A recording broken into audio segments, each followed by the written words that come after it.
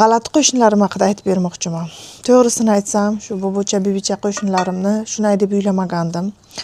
Bilasizlarmi, ular faqat bizga aytadi-da.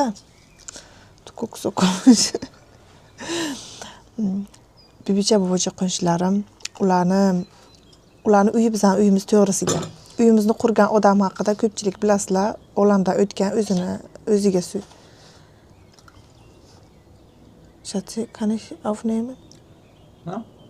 uyimizni qurgan odam suiqasd qilganini yaxshi bilasizlar. To'g'rimizdagi qo'shnilarimiz, bibicha bobochalar uni yo'qtirishmagan. Chunki u bizning uyimizni ularning uyining to'g'risiga keltirib qurgan va o'rmonga endi ularni qaray olmaganda, endi o'rmon bizaniki. O'rmon ularniki emas. O'shanga ular jahli chiqib, faqat uni yomonlasdi. Ha, buni tushunardim, lekin kecha oshirib yuborishdi.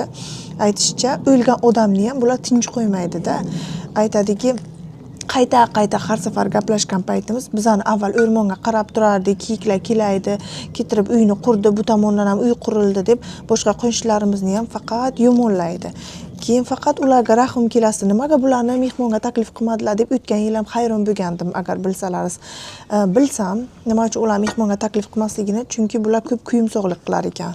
Masalan, bu ketirib uyni qurdi, bu o'zicha saroy qurib oldi deb ko'p shunaqa gaplar gapirdi, chunki bularning uyi eng oddiy uy. Ko'chamizdagi qolganlarning uyi rostdan ham saroylarda. Bizning ham uyimiz oddiyroq uy masalan.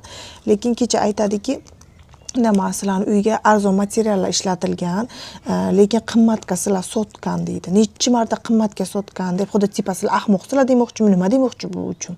Arzon materiallar ishlatilgan deb necha marta biz bilamiz qanaqa material uyimizda ishlatilganini.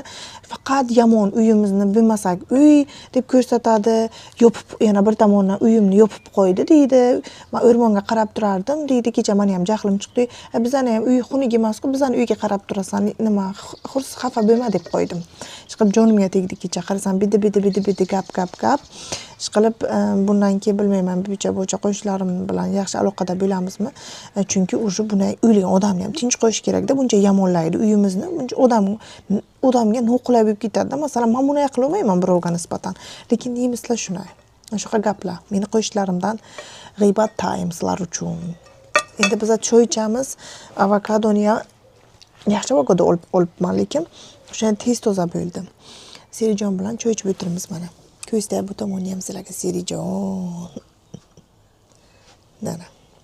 Bizga yoqimli ishtaha bu tomonga gulchalari mana o'zbekcha bibicha bobochalarimni ham qo'yib qo'ydim. Kayfiyat uchun barchalarga yaxshi dam olish kunlarini tilayman.